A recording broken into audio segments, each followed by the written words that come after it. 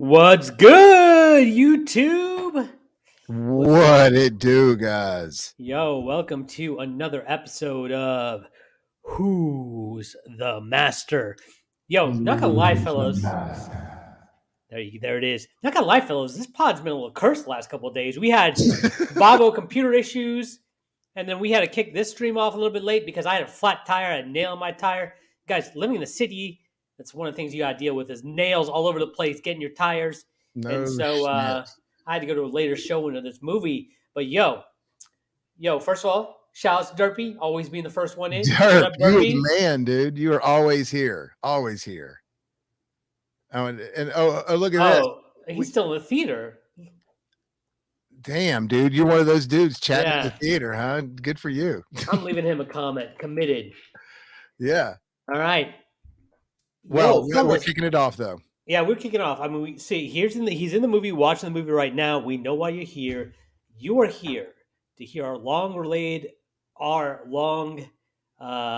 awaited. Thank you, awaited review of Fern Gully 2, guys. Fern Gully 2 just dropped, and boy, we got some things to say about it. Don't we always have things to say? Yes, we have so much to say, and Ferngully 2 is definitely the thing that gets overlooked. Everybody says Pocahontas, but Ferngully is sort of more of the comparison. I got a shout out to Alamo Drafthouse. I watched the movie at Alamo Drafthouse, and they always do featurettes and fun things prior to the movie. If you've never watched it, Alamo Drafthouse, you should. It's a lot of fun. Love it. But yeah, they had a featurette. Some guy did. I don't know if they pulled it from YouTube or somebody that works for Alamo, but he's the one that pointed out that was Avatar was exactly Ferngully. It was the same freaking plot. He even had the clips laid out. It was an actual featurette that they were airing like on the screen. I mean, it was hyping people up for Avatar. It was like, hey, we're going to go over what happened in Avatar, and he starts going over the basic plot points of Avatar, but he's overlaying images from Ferngully because it all matches up exactly. It does, like it went down in Ferngully. It's even beautiful in Ferngully, like it is on Pandora. Yeah, you know? I fell out when I watched that. Yo, it's not even funny, man. But no, we're really actually talking about Avatar 2: The Way of Water. Yes, The Way of Water. First and foremost, guys, we are doing spoiler talk, but we're not here to just sit here to try to spoil the movie. We're just going to talk about the movie the way we want to talk about it, and just that might include spoilers if we get off on rants. So that's why it is spoiler talk. We're not going to like try to keep anything. Yeah, so we'll deep dive into the film plot points, mainly probably more in our main reviews that we post, because we're also going to post some reviews. So keep your eye out for that.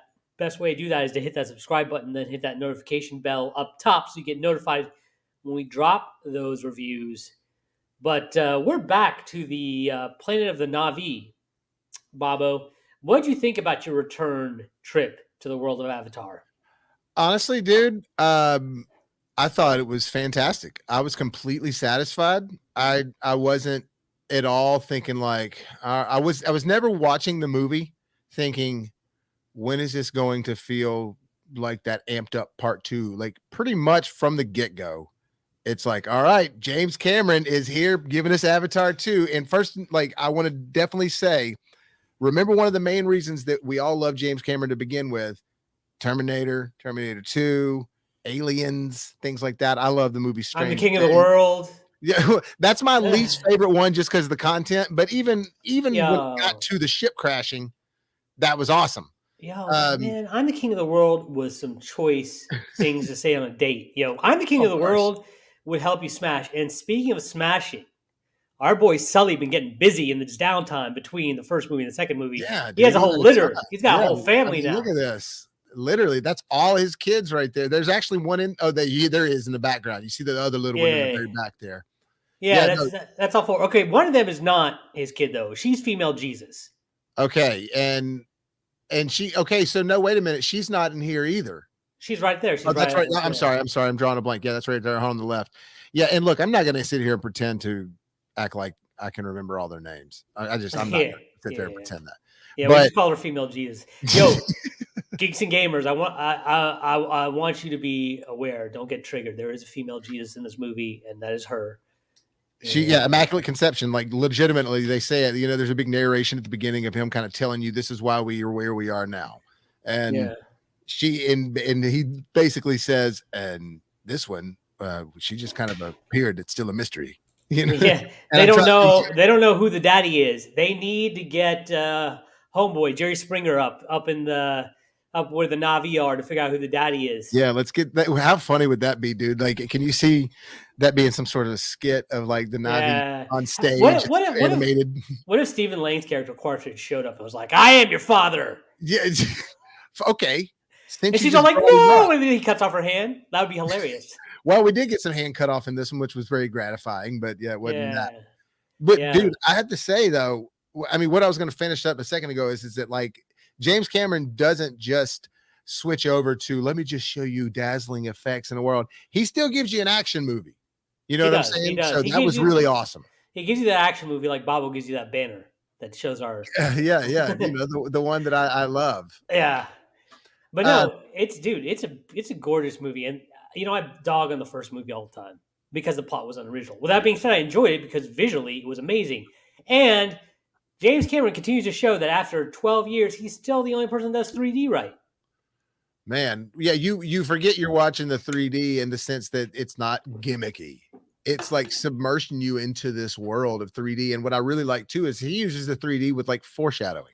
Yep. You know what I mean? Like, and when I say foreshadowing, I mean like with camera shots. So you'll have the foreground and then the background, and then you'll have that, like, you'll be moving the camera and all of a sudden, like, you'll see a leaf that's supposed to be in place. And it's like, whoa. And it makes you feel like that you're inside of what's going on. Like some of those action scenes, when they're like running through the jungle and just doing all these crazy things, you feel like you're in the middle of it. You know, I notice it in scenes when it's raining. You know how many times I was tempted to almost cover up my drink because I saw something fall and I'm like, what? Like I like jerked out my seat. I'm like, oh wait, that's a 3D rain effect. Yeah, I did the same thing with bugs when they were approaching the old station that they were in the first Avatar film, and where basically the third act is the showdown in the original Avatar, where you know they shoot Stephen Lang in the chest.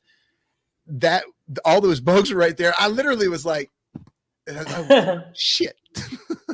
So they got you. Happened. No, they got him. Yeah, I was definitely. I felt the upgrade in this film. Story's way better. Better story. The story was emotional, man. I got emotional a few times in the movie, and some of the times it was over the whales. I mean, seriously, there were moments Tokun. They were called the Tokun. Yeah, Tokun. Again, I'm not going to pretend to try to remember all the names in this movie, but dude. But yeah, they're whales. There were moments where I was literally like getting choked up just over that whole situation. Not necessarily because of anything specific, but just again, James Cameron is, while being a filmmaker with this movie, he's also being a environmentalist activist. Yeah, you know, like he's trying to say something just like he was with the first movie. And he's even vocally said that's what he's trying to do with these movies. He's trying to change people's minds, which I can appreciate that as long as it doesn't feel like you're you know, shoving it down my throat. Yeah. And this was so entertaining that is also just the underlying theme. It's not the main thing that's in your face. Because family, who doesn't take care of their family? Who wouldn't die for their family if you're a good person? You know what I mean? Family you love. Don't let I just set my up there. No, I'm just kidding, family. I would definitely cry a lot if you passed away. But yeah, no, like you said, the message is great. The message is great because it doesn't hammer you over the head, and it's layered in there, and it pulls the emotional cords, like you said. So he does a great job with the message, and once again, excuse me, that's the main reason he's doing it 14 years after the original one. Because it was worth making. Yeah, and obviously the original message, you know, did such a great job that he had to make another one 14 years later. Yeah, just and he's got to make 8 more. Yeah. Well, so the other one's already filmed. Yeah. So obviously it's not left on a cliffhanger, but it is a cliffhanger. You know, I also like it too. Or Derpy had that question down there at the bottom as he's watching the movie. It is Derpy. I wasn't going to spoil it for you, but Baba just did. Oh yeah, and you asked. So, but it is. But it's not like a cliffhanger like the end of Matrix Revolutions was a cliffhanger. Like that was literally like, oh shit, what? This actually feels like like you're watching the end of at least the part two of a movie. Yes, feels like there's going to be another movie, but you don't feel walking out of this unsatisfied or dissatisfied. You know what I'm saying? Yeah. Okay, so let's talk about some of the performances. Sam Worthington crawled out of his hole to star in this movie. James Cameron gave him a job again. He's got to be grateful. What do you think of his Look, performance? I'm telling you, that guy's in a lot more stuff. It's just stuff you're not watching. Are they like Doritos commercials? Because I don't No, remember dude, I'm anything. telling you, he's in other things. But Like a like I a think he did a. finish line commercial. I told you last time, Under the Banner of Heaven was a recent thing, Oh, okay. which was a series. Uh-huh. But I also do Was think it he's been. was it on Tubi or whatever? It was on Hulu. It was a Hulu original. Okay. So It was it on had Quibi Andrew Garfield in it. because Quibi doesn't count. I'm just telling you. No, just such a hater, dude. Such a hater. I thought he did a good job. I thought he did fine. I mean, but this movie, you know, I think James Cameron said it the best, even about the first one. He's like, this movie isn't about the stars. The movie is the star. Like, Right. You can't recognize Kate Winslet is in this movie. You can't even recognize her. the only way I can recognize her is because of the shape of her, well, and everybody's teeth. They try to really make sure they're using everybody's teeth structures, but even, you know, their mouths and stuff like that. But so I could tell because of her mouth and teeth structure and her little mole. They kept her mole. I don't know if you noticed that. They did make they were able to make a lot of the children of the main characters look like the main characters using this technology, which is kind of cool. So they actually look like their offspring instead of not. What do you think of Stephen Lang's character's Cartridge? Sorry, what do you think of his son? Actually, when I first saw him, I was like, "Oh, here we go. They're trying to push this token human, if you will, and mixed with all the Navi."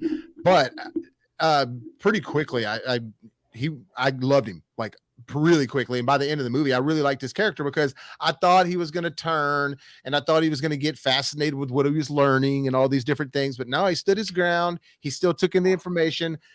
I don't like what he did in the end, though. That is my little nitpick.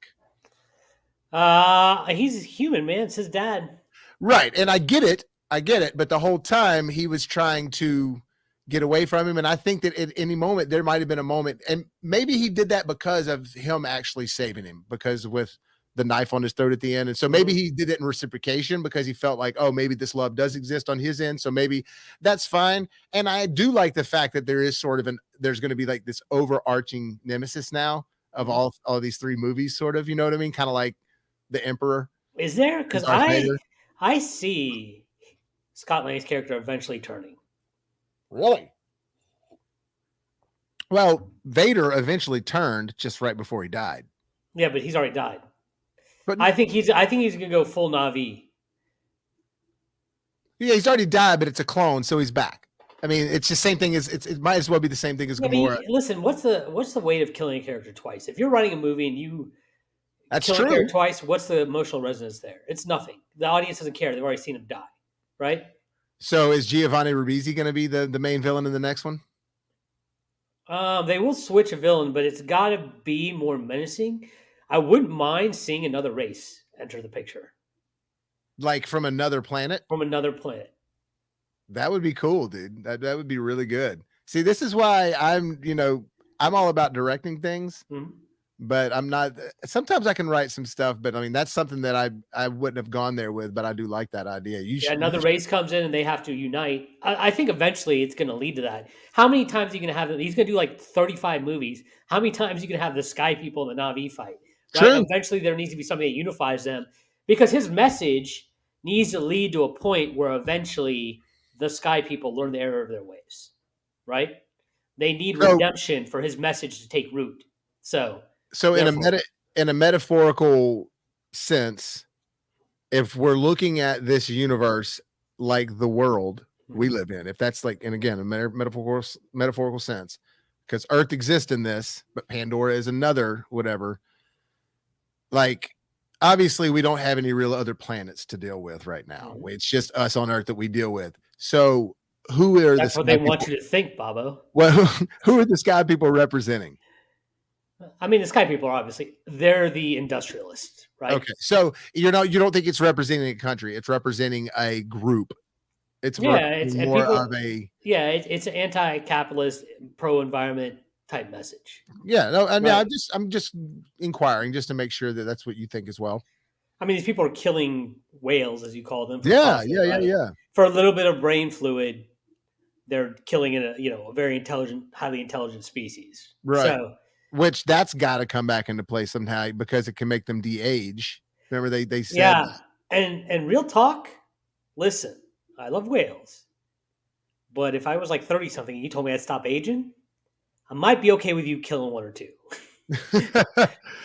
you know what? But I mean, Just for me though, because but I love whales. I don't want to see them all die. But like on the down low, if you're like, hey, we already sniped one, and you can have the anti-aging thing, I'm be like, all right, well, sometimes you just gotta stop aging. so It's does just that beg the question? That begs the question: do people get tired of life because they get old, or do people get tired of life because they're tired of the life? fuck yeah, they get tired of life because they're old, man. So You're you're getting saying if you older. could feel young and everything, you'd be cool with living forever. You don't think that at some point you'd be ready, like I'm ready to leave the fucking party? No.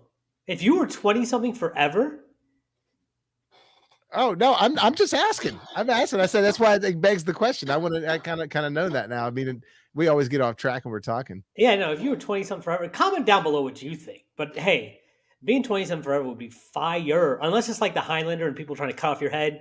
That ain't Well, that ain't after gonna about 300 years, don't you start to do some crazy shit just to keep yourself entertained? like what are you talking about? Like, To listen, this purge is the fixation of not, all right, you know, listen, this is what you white people do, okay? This is all whoa, you. The whoa. rest of us are just fine. We don't have all the daddy issues and stuff that we're gonna start burning people just because we live for a long time. Watch By the somebody get way, young, but daddy not a issues dad. are prevalent in this film. So if you need your fix of daddy issues, these writers got you. Yeah, Also, I don't know why he just went there. I don't even know what this daddy issue is talk is about, but there's not daddy issues in this film.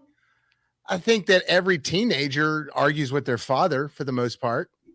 Come on, man. We got Scott Lang's character and his son. We Well, got the yeah, but issue between the young kid who's the fuck up in Sully's family. It always got to be the kid that everybody wants to die doesn't die. That's another trope. yeah, I mean, I guess I don't see a kid who's never met his dad and then suddenly meeting him and having to have these weird emotions thrown at him being. I mean, I guess if you want to call those issues, they are. But I when I hear daddy issues, I mean, it's like, oh, great, daddy issues. And I I'm don't know. not you, bro. You're the Huh? perfect son. I'm not you. That speech didn't happen. But again, doesn't that happen with brothers? And isn't there sibling rivalry to try to impress? Doesn't that When really happen in real life? one of them is treated like the chosen son. And listen, the older brother was the mature one, the one that was always doing the right thing, and his younger brother does get him killed, does get him 86 in the end, right? Yeah, and I like the fact that somebody died in this movie and never not everybody lived. Yes, that's what I think. That's a big difference between this film and the first film, right? Is that there were real consequences, and Sully didn't just win. Right? Yeah, he It makes lost. sense. I mean, I think James Cameron really was worried in retrospect after the first one that am I going to be able to make another one? And so let's give it the happy ending. And this one, he clearly realized that he was going to be able to do more than just one. Yeah, and do you think this is going to sell like the first one did? Theater was pretty packed for a Thursday at 3 o'clock. Yeah. I mean, listen, it's hard for me to think it won't. If it doesn't, I'll be surprised. Yeah, I mean, I think that when people start watching the first off, I don't think we've ever seen outside of maybe watching some sort of educational actual IMAX thing you watch at the old school IMAX museums at or the IMAX theaters at the museums and stuff, where it was truly educational movies. Mm-hmm. But even then, I don't know if we've ever seen the frames per second that we saw in this movie. Like the FPS in this movie was insane. Yeah. Like it was literally like, what the whoa, dude, this is fast. I Like think Ang Lee tried to do that with that awful movie he did with Will Smith, right? my man, yeah. That movie was like a 90s movie released in 2018. It was ridiculous. What But that script had been worked on for decades, and they you could finally. tell, I'm a bad guy that kills people, but only bad people. That's such a 90s trope, yo. Oh yeah, Yeah. big time. Yeah. I was out on, and I like Ang Lee, but when I saw that was being made, and I knew the whole thing behind it, and I was just like, this is stupid. Yeah. Deep fake technology is so much better than what they use in that film. How much did they spend on that? a ton, and they lost a shit ton. Dude, I'm following deep fake Tom Cruise and deep fake Keanu Reeves on TikTok, and you can't even Dude, tell if those people are fake.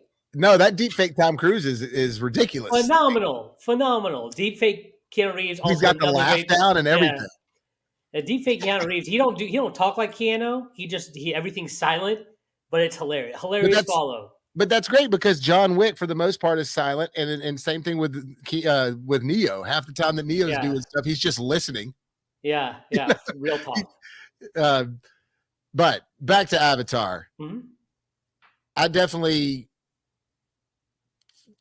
I love the fact that it started right off and you didn't have to learn anything. And I like that James Cameron was not wasting time with it. He was like, I don't think that the audience needs any sort of real, like, okay, let's start from the slow and go build and build and build. He's like, no, we did that with the first one. Let's get into it. Mm-hmm. And you just start moving. Now, it doesn't feel like they're rushing the movie, but I felt like I was getting on the ride and someone, all right, they pressed go. And then when the ride was really done, the credits were going up. And that's just not every day you get that type of experience in a movie. For sure. It's long, but it was enjoyable. Yeah. It wasn't kind of like Dune. I think Dune we felt the time, right? Man, I was looking at my watch or the clock on the stove multiple times during Dune. But also, while Dune was visually great, it was kind of visually great, but in the things that we may have seen before in a film or two. Mm-hmm. This was filled with stuff that our eyes just weren't used to yet. It was just like, and again, that alone just separates it. Just take the story out of it, just the visual. I mean, no movies looked like this. Yeah, visually, it's amazing. Even if the story's not original, the first time I watched Little Mermaid was way better than. No, I mean this was actually this time was fire too. I gotta be honest. Little Mermaid is always a great story. And it was great this time around too. But no, this story is actually. Hey, listen, even the MacGuffin. He named the MacGuffin much better than he named MacGuffin in the first one. There's no unobtainium. It's some weird liquid fluid that they actually had another name, Edelad or something like that. Yeah, it was actually somewhat decent. It was it wasn't a give up like he did in the first film. Okay, which by the way, I have to bring this up. Somebody mentioned this in one of the comments of the videos the other day, not in the chats, but on the comment on post video. And I looked it up and they were right.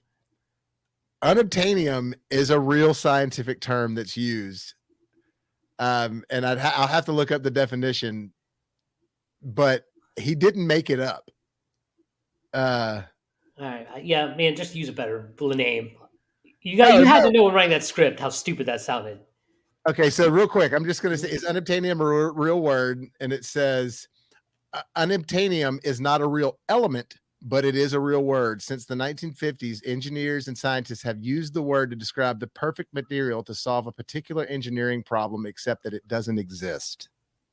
So when it exists, they name it something else. Right, so unobtainium, yes, basically. Okay, so it's unobtainium until they discover it, and then it becomes something else. Yeah, plutonium or whatever, or magnesium, or unobtainium is an object before they've truly been able to identify exactly James, what do it is. Your research, dog. Huh? Hell, man. Yeah, James, do your research, dog. Hell, man. But no, this movie was really good. Like I'm gonna make fun of some things about this movie, but overall it was pretty good.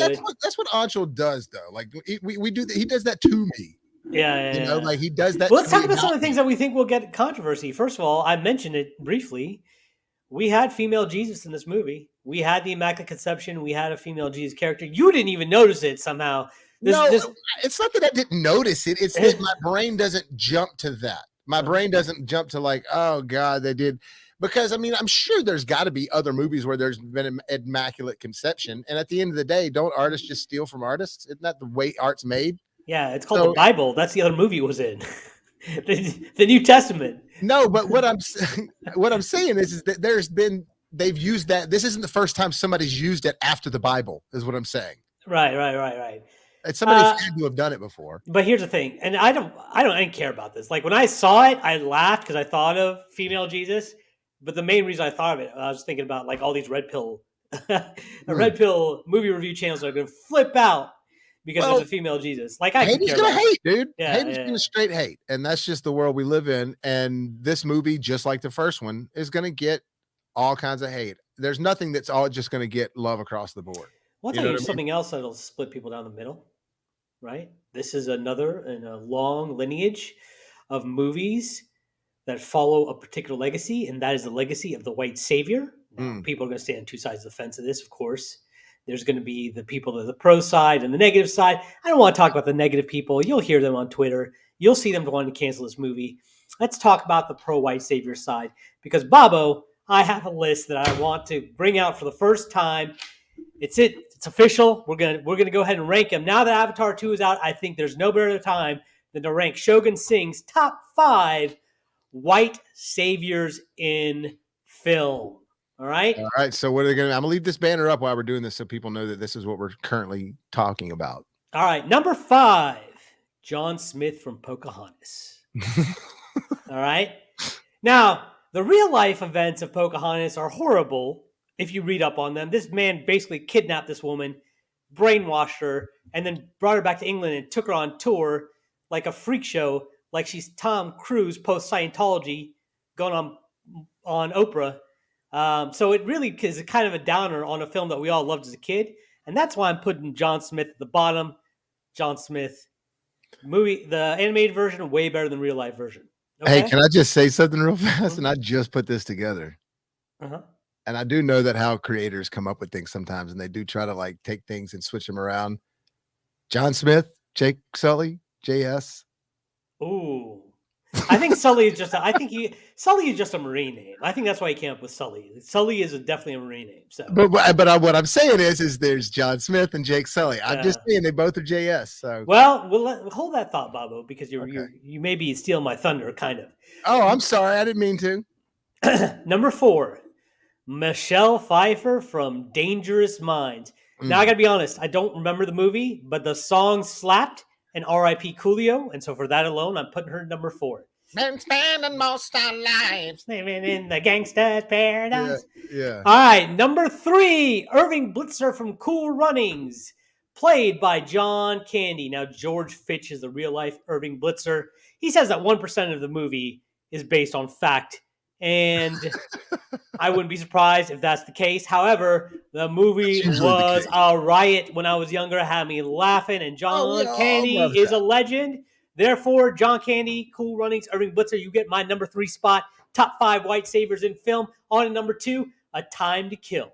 Oh man. Matthew McConaughey, chilling line from this movie. Yes, they deserve to die. I hope. Nope, that was Samuel Jackson. Yeah. Bob will be stepping on my foot on this top 5 feet. Oh, All I'm right. just trying to be funny.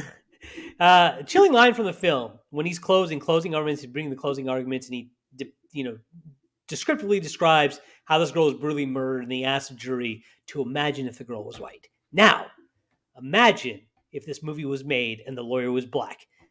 It's not going to happen because writers aren't that creative. But hey, he did a good job. He closed the case. Therefore, my number 2 white savior in film is Homeboy from A Time to Kill. Yeah, oh Matthew McConaughey. Mm-hmm. That's his There we breakout go. role. All right, all right, all right. That's why I called that when I sent that to you. Now, for the top spot, drum roll, please. My number 1 white savior in the history of film. It's of course Jake Sully. It's your boy Jake Sully. Why is he number 1? Hey man, this is the only time in the history of films that the colonizer gets colonized. That's right. He doesn't teach the people the way. The people teach him the way, and he goes ahead and integrates himself with the people and becomes one with the people. Also, he gets some good strange, if you know what I mean. He gets that in Terry. So bonus points for that. All added up. Jake Sully, you are my number 1 white savior in the history of films. Wow. Congratulations to you. You'll be getting an award. Probably not. That's huge though, dude. That Jake Yeah. Sully is your number 1, man. That's might just because I just watched the movie and I had some jokes, but hey. Yeah, no, but he looks good though. And I liked him. Well, one, it just wasn't all about him this time around. It was about a lot of people. The last movie was pretty much just kind of about him, I mean, yes, it was about her too, but this time, you get a lot of focus on the kids, which I was happy about. Mm-hmm. But Jake Sully is definitely now a blue savior. Now he's no more a white savior. He's the blue savior because they're teal. True. It's funny. The people from the ocean are lighter skin. The people from the jungle are darker skin. I caught that as well. But I think that was just a way to differentiate them a little. Yeah. Do you think that there was some intent, like that was actually intentional, or do you just think it was like, Nah, I think he'd be horrified if he realized people realize that. They probably or did. we're thinking that? Mm-hmm. They Yeah, probably but did for sure. I do like the way that they all did look different in different ways, like not Mm-hmm. just the skin tone, but like their whole like fin structure on the bottom of their forearms, and just the tail had the actual dorsal vibe to it, and like all that was really cool to me. And you could tell what's really cool is they thought a lot of this stuff out, and because they thought so much of it out, a lot of it didn't necessarily need any sort of exposition. You could just put things together while you're watching the movie, and that's good filmmaking. Yeah, and this the one of the messages of this film is another reason why I think the next film will feature Scott Lang's character becoming one of the Na'vi, because what a reoccurring theme is being an outsider, right? Hmm. Jake Sully True. was the outsider in the first film. Him and his family, the outsiders in this film, and I think the next film we'll see Quattrich's character be the outsider, trying to integrate himself with the world of the Na'vi. So I wonder if it will. Yeah, I wonder if it'll be sort of like he's been abandoned by his people, and then same kind of comparison as the what are they called, the tokus, the whale that was Mm-hmm. the single whale that Mm-hmm. was abolished. Um, so that's maybe they're kind of going to do the same thing with that. He's going to be just trying to live on his own, and maybe the humanity truly comes out in him, and you know what I mean. So I Mm-hmm. can see that happening 100%. Well, I mean, even if he does, though, there's still going to be some blood debts to be settled. So we'll see how they resolve that in the next film. I imagine that they're going to find common ground, because you're not So going to get rid of either actor, right? you don't think that no one's going to end up dying in the end of any of this? Well, Like, Zoe Saldana's already signed up for the next 45 years to do these movies, so she ain't dying. what did Sam sign up for all of them too? Well, I know they're in the Well, next one together, I but I don't. know, I know you keep talking to me about these toothpaste commercials he'd be filming, but what else is he gonna Uh, do? God. Dude, look, I'm telling you, I didn't have it pulled up right away, but Sam Worthington has not just like not had a career since Avatar. He's just spent a lot of his life doing Avatar. Mm-hmm. But if you think about it, Zoe, yeah, she did the Avengers movies and all that. But Sam did Terminator. He had other movies. Now they weren't necessarily hits, but he did that movie with was it Sabotage? No, not Sabotage. What, Sabotage. the Maybe it Beastie was Boys Sabotage sabotage? with Arnold Schwarzenegger. And look, he's had some movies and he's done some things. Man on Okay, a Ledge. I just don't think that he's just blown up like Hollywood wanted him to. Like right, his okay, and Wrath of the Titans, Clash of the Titans. I mean, all those movies took time to make. fair enough, man. I was talking about movies that people actually watch, but I mean, if you want to get technical, yeah, he's done movies. So yeah, you guys are seeing the dynamic on this channel here. Again, I'm trying to become a filmmaker, so I'm not trying to hate on all these people. I'm not trying to trying to become a hate on filmmaker, guys. hardworking I people. keep it real. I keep it real. REEL, as our branding is, right? Um, but no, I mean, listen, man. I got jokes. I got jokes. But Sam is a good guy, I'm sure, and he was great in this film, and everybody was great in this film, top notch for sure. Yeah. Anything about this film you didn't like? I mean, I'd said to you earlier that I wasn't saying that I didn't necessarily want the Stephen Lang character to die or to like, oh, let's just kill him off. I was just surprised that the boy just saved him like that after everything that he had been through and everything he had witnessed and him doing. However, now that you were talking to me a little bit about it, me kind of thinking about it, yes, there's a dynamic there with. So let's just talk about this. There's a scene at the end where the mom, Zoe Saldana's character, is about to try to save Jake Sully, and all of them are wrapped up in this situation at the very end or close to the end. And she comes over there and basically takes this human kid hostage, which we find out is Stephen Lang's kid from something. Again, I'm not trying to get into that, but basically, Yeah, we'd be know that at the start of the movie. yeah, It's this not isn't a major spoiling. spoiler. Yeah, it's not a spoiler. Well, and even then, this spoiler talk. But what I'm saying is that you thought that she loved this human kid, this mom, Zoe Saldana, and all of a sudden she's willing to kill him to save her own son. And so Is they she show this, though? huh? Is she? I mean, what's that dynamic going to be in the next film? Because That's what I'm saying. That's why I'm wondering. Well, okay, so what I'm saying is that they do that. So I get the whole son for son thing, and then it forces Stephen Lang to stop because it shows the kid now that, oh, he does care about me. And so now I see maybe why he would have saved him. But I don't know. I can't tell if she was going to kill him or not. because she's crazy the whole time. It's always got to be settling her down. Oh yeah, they definitely play up the stereotypes in some of these movies about guys having to calm down their wives when they being extra. The wives be extra a lot in this movie, and the Well, guy and the males are always supposed to be like, "Hey, calm down, sweetie. Ain't that serious? I mean, Listen." there's multiple moments where the guy's sitting like this, and then the wife's over there, and the guy's like, Yeah, just like multiple times, they're just yeah, like telling him to shut up. yeah. Chill, woman, chill. Sully does it a little bit more, a little bit more rationally. He He's a can't better be dad than the other guy. he can't go wild. Hey, this guy's a good dad. He good Well, dad. he was a good dad, but he trusted his kids too much. Where Sully's like, I'm not gonna believe your lies.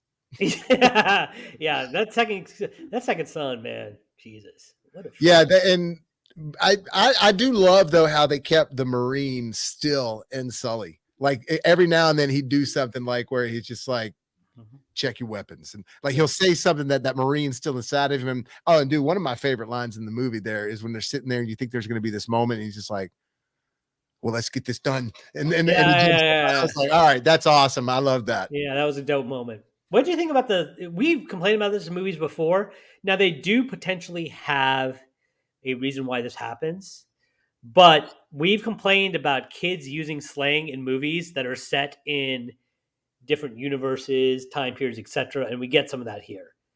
Okay, we do get some of that, but they didn't use JK or LOL or anything like that. You But can't put babies in cryo, dipshit. Remember that dipshit, line? yeah, well, dipshit. He said Yeah, dipshit. My thing yeah. is that he's heard his dad, or he's heard his buddy's dad, Jake Sully, talk. He's been around his dad, who's Scientists. human, or not his dad, but the Yeah, scientist who's yeah. taking care of him, treating him as like his Mhm, son. So I think that he's caught some lingo that they had, mhm. but again, if they would have started saying AF, Yeah. like then that would have been terrible. But even then, all the kids, even like the younger brother, he had more of an American accent, but the older brother had more of a Navi accent, Mhm. and some of them were thicker than the others. You know what I'm saying? So it was just there's people that I've known that I've grown up with that talk totally different than I do, and they did when we Mhm. were kids. Some of them just had they had parents that just had super thick country accents, and then they had my mom and dad who had just mild country accents. I've got a couple of friends that they've obviously tried to have those accents.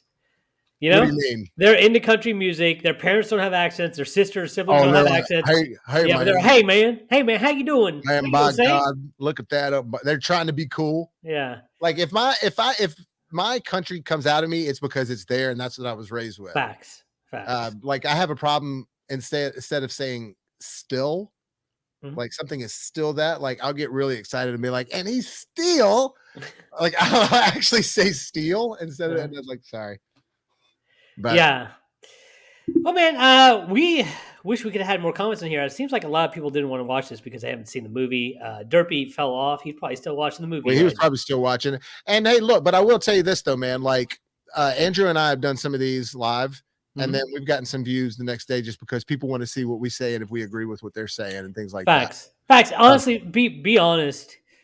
I probably would have paused and waited till after I watched the movie before I watched spoiler talk. So next time we do this, we probably won't do spoiler talk. We'll probably just do general views, and maybe the back half of the video we'll save for spoilers. yeah, Uh, maybe what we'll do is next time we'll do a spoiler like on Sunday or something. At the end of the right. weekend after people say it, maybe we can just work on the actual review. You know what I mean? Where we just talk Mhm. like the other guys, Jeremy Johnson, all those dudes do.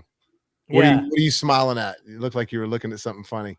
No, no, no. I was just thinking if we still got some more we could probably talk about here, but do we want to get in some of the other DC news? DC, be the gift that keeps on giving this week, as we did a live stream, and then right after we got the live stream, news dropped.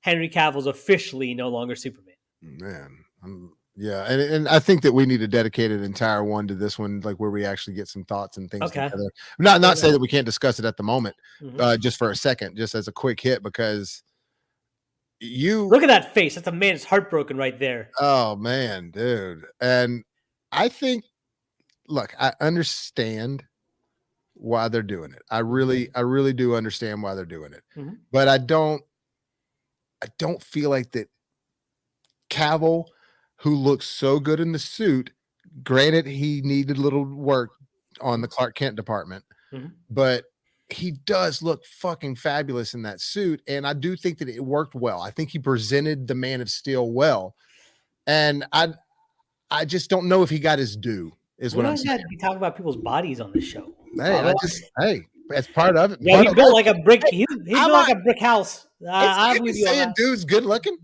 you know. No, he built like a brick house. I give you that. There was that scene in the first Man of Steel. It was one of the few good scenes where a homeboy, the trucker, tries to push him, and you see just how big and tall and imposing he is. Which I don't know if I love that because he's supposed to be Clark Kent in that scene. I like the duality. I love duality in my superheroes. If Well, you're and gonna have okay, alter ego, have it alter ego. You know what I'm I saying? agree. That which is partially what didn't work about the Batman. Right. He was Batman when he was Bruce. It's like, come on, you got to differentiate the two. I will. What worked for me about that scene is that he wasn't Daily Planet Clark Kent yet. Mm-hmm. He was just Clark struggling, dealing with leaving the farm and his dad and all that shit. When he gets to the city is where I would have preferred him to try to do what Christopher Reeves did. Because what Christopher Reeves did when he was Clark Kent is he was still kind of, big, and he was not a small guy in a suit, but he looked like the suit didn't fit him properly. He was just looked like he was just a guy that didn't have it together. And that's not the way Henry Cavill's Clark Kent looks. No, but that's what Zack Snyder cares about, the visuals, right? He doesn't really pay attention to the sometimes the finer points of storytelling. He just wants Yeah, to I go mean, with the you're right. You're visuals, and right. he wants to go with the big stuff. Like that's why he pulls a lot of stuff from comic books that are big moments. He just tosses them in there whenever. Like for example, Superman killing Zod at the end of the first movie. That's a huge moment. I felt like there were a lot of those sprinkled throughout his DC run where he was like he remembered scenes for the comic, and he didn't have the patience to put them in his movies. He just wanted to put them in right away. Or You he know, just looked at the pages and didn't read the material. maybe Just that too. just Yeah, actually flip through. You know what I mean? Like, oh, yeah. there's some fight scenes and there's a building blowing up. I want to make that scene. It's like, well, did you read what was going on and what happened and what they were trying to, like, and why? And also, my buddy and I were talking about this, and I told him Zod, that fight at the end, the reason that third act doesn't work properly is because Superman would never in his right mind have that fight with those buildings and put that many people at danger and just start destroying everything.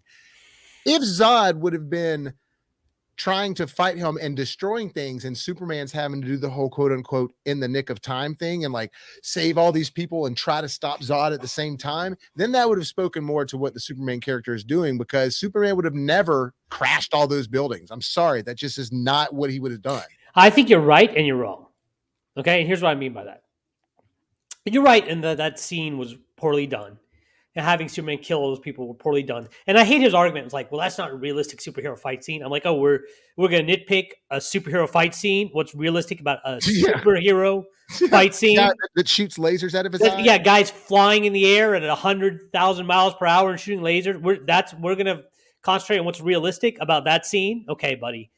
But I don't think like the majority of the reason I hate the argument you're making, that comic book fans make the argument, is they are always in this mindset that all the fans know the superheroes like they do, and that all the movie is only going to be geared towards people that are hardcore fans. That's not the case. Majority of the fans, the general public, don't understand Superman like you and I do. Now that scene doesn't work still because you don't have to understand superheroes to watch that scene and have them crashing through buildings and have these people dying, and all of a sudden that's the only thing you can focus on as opposed to the action in front of you. The majority of the people, that's all they're thinking about is these people dying on screen, as opposed to the actual conflict that's going on between Superman and Zod. And that's why that doesn't work like that. That's why you I mean, got to have it. it You got to worked have it in without casual. Spider-Man. Remember with the kids on the side and Mary Jane over here? I mean, yes, it's not a whole city. It's I mean, just that's the whole premise is built around that. It's not a whole city, and those people don't die, right? When people are dying miserably and horribly, like they did in that film, visually, that's all you're going to remember. That's all that's going to stick out. You're not going to focus on the fight at hand, you know. And so you just didn't do a good job of keeping your audience focused on the main point of the story. see, I think what I would have liked is that Zod won't stop doing all these things and trying to fight him and putting all these people at danger. I'm not saying that people wouldn't have been able to die, but I'm saying that it would have been awesome to see Superman trying to basically, remember at the end of the original movie where he like spins the world and, you know, saves Mhm. Lois also. And he does all these things in the nick of time. And if he would have been able to start trying to do that and then get pushed to the point and get us to that point of where he does snap Zod's neck and he is full of pain because he didn't want to kill him, but he has to kill him because he won't stop. To me, that would have been better than them having this just Matrix revolutions fight back Yeah, and he just forth. wanted the cool God, fight scene. He wanted the cool visuals of people dying and and buildings falling. That's what he wanted. He didn't think about the way it makes the story feel, right? yeah. Same with him snapping Zod's neck. I mean, the whole time when I'm watching Superman and crying, I'm like, you have done nothing to make me realize why this character cares so much about killing that man. Because the whole movie, this character viewed himself as an outsider and was even to the point where he was like, I don't know if I care about humans that I'm living on this planet. You know, he was so detached from everything. And now all of a sudden he gets put in a fight. He's got to stab somebody's neck and is devastated. And there's nothing that you've done to make me feel his journey to get to that point where he's devastated for that. Yeah, Also, same thing with the Lois Superman romance, by the way. That just comes out of nowhere, you know? At least have him say she's hot or something. Give me yeah. I mean, something, you know? also we've talked about. I mean, I also don't know if I'm a biggest fan of Amy Adams being Lois, but I also wasn't a fan of Kate Bosworth being Lois. Mhm. I'm not a big Margot Kidder fan, but still to this day, she was better than them. I still think Erica Durance is the best Lois to ever be on screen from Smallville. I just think that she's exactly She's what I always. the best looking Lois. Is that Well, I why think, she's the best? well, she's hot, but she's strong. She's spunky, like she's strong willed. She's Sure. smart. All of it, I'll like give you it that. just works. That's the whole thing for But me. the scripts are so bad for that show. I Oh yeah. know I got nothing against Erica Durance. She's great. She's a crush for Look, I life. love Smallville, but I'm not going to sit here and tell people you're going to love Smallville. I like it because it's nostalgia, and it back in the day, it was the only thing of its kind out. Yeah. Now in a world, Smallville came out right before superheroes became a big thing again. yeah, Right? no, it was right during that time where it was all just about to start booming. Yes, we had gotten an X-Men movie and all that, but the industry knew that they were going to start maybe trying to make more, but the public didn't know that they liked them yet. Yeah. But yeah, shit, we started talking about Superman. Overall, I say Avatar 2 is really fresh. Yeah, I agree. It's real fresh for sure. Real fresh, excuse me. God dang it, I got to get that right. Real fresh. Yeah. I sent those to you in Really the decent email, and real man. fresh. Huh? Copy of my notepad. I sent to you. I sent that email to you. Oh, Copy dude, of my notepad. it's just, hey, all right, now look, I'm gonna start calling you out on all your mistakes too. You're getting me on the banners, you're calling me out. I'm just trying to be a good guy, keep all this shit organized. Yeah, I mean, but the thing is, it's okay if I make mistakes, Bobo. You run the channel. You know what I'm saying? You're the big boss. You got the big boy chair for a reason. That is not true. That's not true at all. This is a dual effort. Guys, you don't know. Every time we're off the stream, first thing he says, "You work for me, damn it, Sing." Yeah. Don't you forget it. Yeah, in fact, I send him a Venmo for 20 cents just to be like, thanks for all your work, asshole. Yeah. He got me on payroll. He got me on payroll like I work at his office. Which teaser, we're gonna be dropping a little video on Office Christmas Party soon. We watched that last night. Yeah, and which I think that you thought was pretty funny. You had never seen it before. I had seen it, but I hadn't seen it in a little while, and there was definitely things in it that I'd forgotten about. But that'll definitely be fun to talk about. Do you like the crass? Because there was a period to where those movies were coming out a lot. Like Jason Bateman, and then they were doing that crass humor. Yeah, and then Twitter happened, and people started canceling everybody for everything. Yeah, and it all just all went away, and then it's just completely corrected to the point where we got Nanette as a comedy special. Don't watch that comedy special; it's horrible. I don't even know what that is. It's I'm trying to think of the name of the comedian. Let me pull it up real quick. I'll tell you what I can definitely honestly tell you. Hannah Gadsby. Hannah Gadsby is autistic lady who did this stand-up set that's not really a stand-up set, and it's not even really funny. She's just talking about being autistic, but she goes out of her way not to push any buttons and not to press the envelope. And the hardcore Twitter army was quick to praise her as being this new revolutionary comic, and they basically also inflated her ego to where now she tries to call out Dave Chappelle or everybody else. She's great. Yeah, maybe we should make you watch Nanette on the list of things Bobo needs to watch. I won't make you watch the whole thing. I'll just make you watch enough of it to see just if so I it, can if it's see what it funny. is. Yeah. Yeah, and you know, I I'm hoping that this is gonna end because I miss a good dick joke. I Yeah. miss a good crass joke in the middle of a bunch of people that aren't used to hearing that joke, and then they're You heard it here first, Bob. Bobo misses Dick. hey, look, when it comes to humor, I miss dick Yeah. jokes, I miss fart jokes, but you can't do anything now. Everything is such a You can. and everybody well, what I'm saying is that you just have to be so careful. And people like to pretend like that we didn't think certain things were funny. Just because certain things need to change doesn't mean that everything needs to change. Yo, there are people in our space in YouTube that have made a fortune off being canceled, right? Okay. So being canceled doesn't really mean much. I mean, like, listen, if you do something repugnant, if you actually take advantage of somebody, But a see, female or I'm not interested in like if I make a lot of money doing what I love, the money part is going to be like that's going to be yes, I want to make money. I do. I want to be successful. But like my main goal is not to do whatever I can to get rich. My main goal is to get a good reputation so I can go down and have a good legacy. So when I die, people are like, "Damn, that dude was awesome." Not like, "Yeah, he made a lot of money, but he fucked a lot of people over." Like yeah.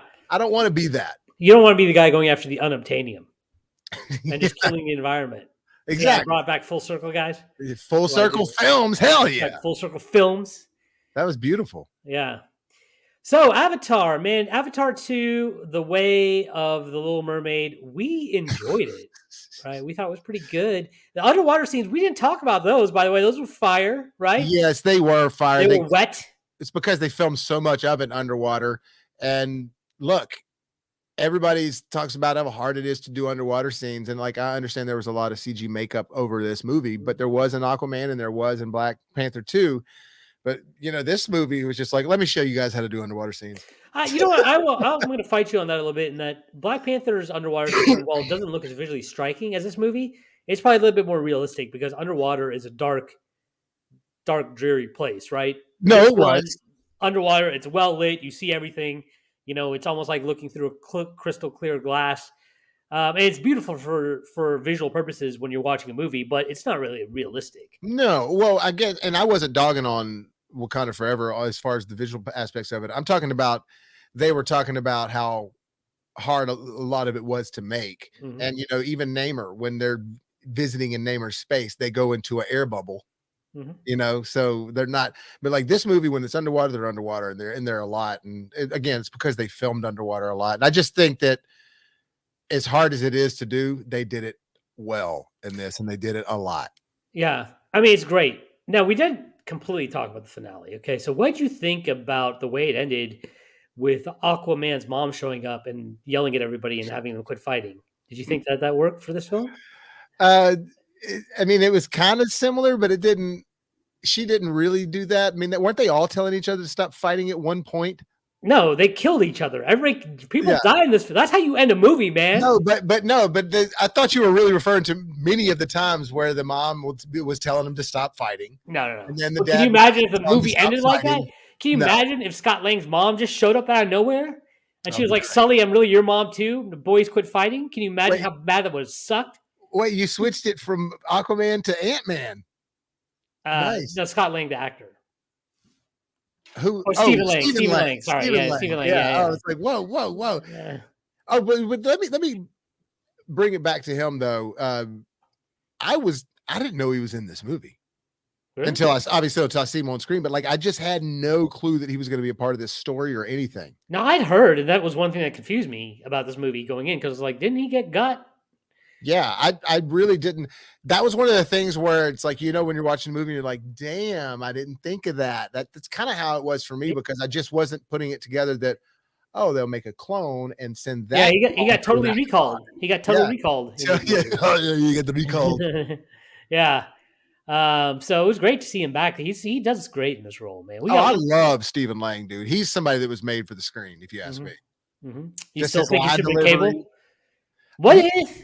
What he if? looks like, dude, everybody said that they I mean, come on. If you're a fan of Cable, the only thing is that he's just not big like Cable, but nobody is. Nobody's big like they draw Cable in the comics. That's true. That's because that's Rob Liefeld at his Right. finest. He's drawing him 9 feet tall when the Yeah. other guy's 3 feet tall. It's like, Yeah. what are you doing?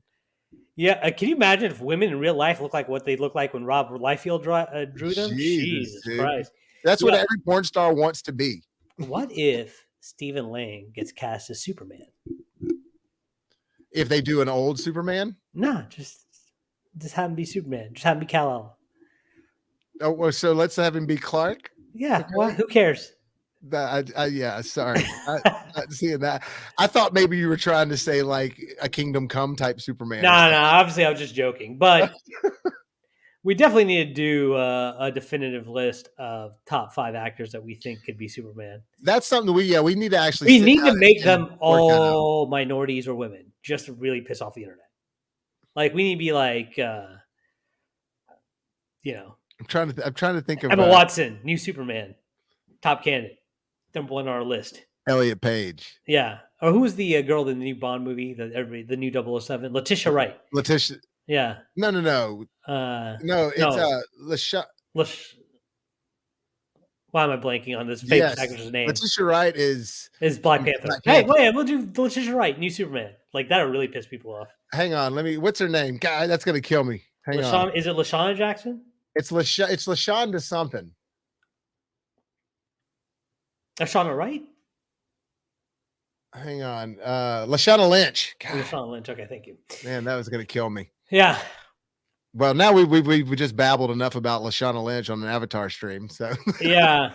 Guess we'll call this one a quits. So I'll put the info back up. Oh, Derpy's back now. Derpy, you showed it right at the very end. Yeah, man, we're getting tired. We gotta. Oh, you're out. Well, look, just tell us real quick. Did you like it or not? Just yes or no. I just want to just know that. Did he drop off? He might be trying to get us on his phone. And right.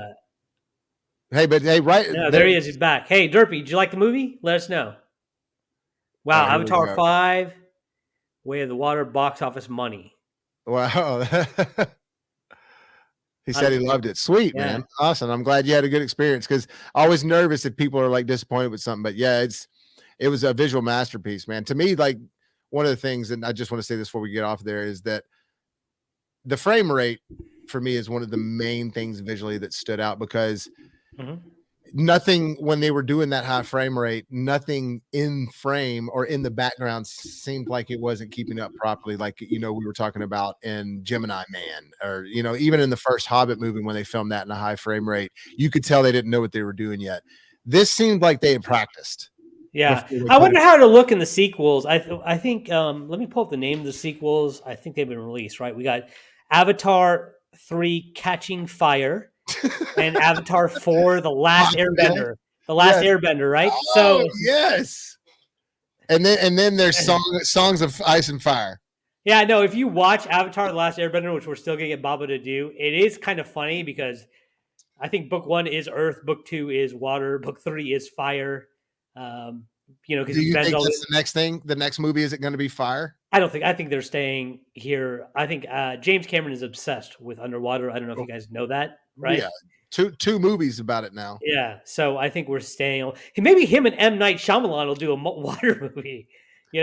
How funny would that be? Oh my god! It'll be. Or no, what'll happen is that they'll find an island on Avatar, and all of a sudden they start aging really rapidly, and then it's that island from old. Yeah.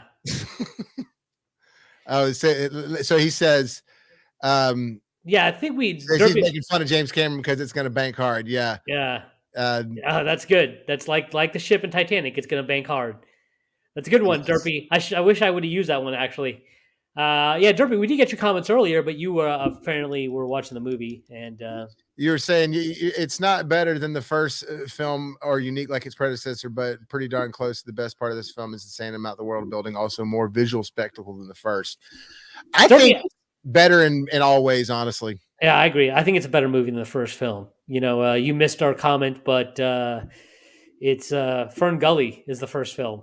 It's go watch that. We got to post that YouTube if we can find it somewhere where that guy is talking about how that movie is essentially Fern Gully. And God, yeah, I he saw died. something at the beginning of where he goes sees the Alamo Draft House. They do a lot of funny excerpts and stuff on there before the movies, and apparently somebody had done that on there and overlapped Fern Gully foliage with the description of the first Avatar movie. Yeah, and dude, it's dead on, dead on. So this movie, I don't want to say it's original, but it's definitely much more original. I think it's written much better. The dialogue's much better. The acting is much better. Um, I just got fast vibes. That's why. Got you. Yeah. Yeah, and listen, honestly, when I was rewatching that Alamo Draft House, they did eventually, stop the Fern Gully jokes and re-show footage from Avatar and go over the previously on Avatar. And when I was watching it, I was like, "Ooh, that kind of looks dated." Like the Navi from the first film, watching it on the big screen, it didn't look as good as it did. Obviously, it was 14 years ago, 12 years ago, whatever. Right, but time But has passed enough to you see it. so it was nice to see that this film they did look better. They did look sharper. And I remember even in the theater occasionally looking at the way their mouths would move and being like, "Oh, I see the CG there." I never saw that in this one. I Yeah, never like I forgot I was looking at people that didn't have makeup and prosthetics on. You know what I'm saying? yeah, and like I said, it was cool for them to make the young actors look like their parents. Like female Jesus kind of looks a little bit like Sigourney Weaver, who's her mom, right? Yeah, no, they did And a really good job with all that. she kind of looks a little bit like Jesus too, with her beard. She don't have a beard, guys. But she's skinny like Jesus. Angel Uh, is now he's just pulling at straws for sure. yeah, but yeah, man, I got jokes for days on this movie, but I really enjoy it. I got How, emotional, man. A couple of times I got really emotional, especially at the end when he looks at his son and he says, "I yeah, see you." Oh, mhm, dude, I thought I yeah, was gonna fall out of my chair. yeah, yeah. And callbacks, you know. Yeah, I see you murdering your older brother is what he should have said. Yeah, he did. There was that nice scene though when he looks down, the younger brother looks down, his hands literally have his older brother's blood on his hands, right? Yeah. That's a nice visual moment. James Cameron kind of basically telling you what you need to say through filmmaking. Oh, he did a great job at actual exposition without Mhm. we're going to call now as pulling a John Leguizamo. Mhm. Nobody pulled a John Leguizamo in this movie. Yeah. It was just exposition to where it's just taking place. You're just taking it in. Mhm. And you know, Cameron and Spielberg, I think, are really good at that. There might have been some stuff in Cameron's earlier work that wasn't so good, you know, like with Michael Bain talking Mhm. in the original Terminator when he's in the interrogation room, and it's like, okay, you're telling too much of a story. I don't think anybody in real life would be telling it like this, but for the most part, Cameron and I'd say that Cameron and Spielberg are kind of like that. You're kind of going to be guaranteed to get a good movie from them. Now, Well, we'll see. We got more. Indy 38 coming out. He's not directing. Oh, he's not? Okay. No, it's James Mangold. Oh, It yeah, did that's right, James Mangold. Logan and Did you Full guys Metal did you Jacket. get that preview in the movie theater for the new Indy movie? The No, new Indiana Jones no, I've movie? seen that preview, but I didn't get that in the theater. I got the new Across the Spider Verse preview, and Oh, also God, got. I'm so hyped for that movie. Oh, me too, man. That one looks. And dude, seeing it on the big screen was great. I got to see the Quantum Mania trailer, and there was one more. See, I didn't see any of those. I saw Oppenheimer, which looked interesting. Oppenheimer was the other one. Yes. And then we got the trailer that I just mentioned. I'm blanking on. But those Yeah, were it's the getting late. I yeah, know those it's are the not that trailers. late, but we just been up and doing a bunch. And then Ancho's been having to, do AAA service on the side of the road for his car. Yeah, So yeah, flat tires. Okay, well, you know what? Let's go ahead and end it here. Since some of you joined us late, I would love to hear what you thought about the movie. Also, what you think about possible sequels. To go back and listen to what I had to say about a possible sequel and how I think it's going to center around Stephen Lang's character, because it's going to. I think that there's also going to be another race that comes in there because the humans need to learn their lesson. I think that brings a whole message in full circle. Once again, films. And so that's my thoughts on what they're going to do with the potential sequels. Baba, what do you think? What do you think is going to happen in the potential sequels? honestly, I didn't really. I mean, they're definitely going to be doing something with the son and Stephen Lang's character Mm-hmm. as far as the white kid, but I didn't really think about the fact of him maybe turning over and then bringing maybe another race from another planet in. And now that you say that, that's got me really intrigued and excited for that to possibly happen. Okay. So tell us what your thoughts are on what they might do for a sequel. Tell us your thoughts on some of the things you loved about the film. Derpy saying he had more fun in this film, and I agree. Tell us about some of the stuff we talked about that we kind of made fun of. Did you get the Fern Gully vibes? Did you get the female Jesus vibes? Do you think that I'm right in ranking our boy Sully as the number one white savior in films of all time. Yeah, comment below. Of course, hit that subscription button, hit that notification button, and just remember, for all you saviors out there, be white, red, yellow, black, Blue. blue, right? When life gives you lemons, Make some hot, fresh popcorns. we out.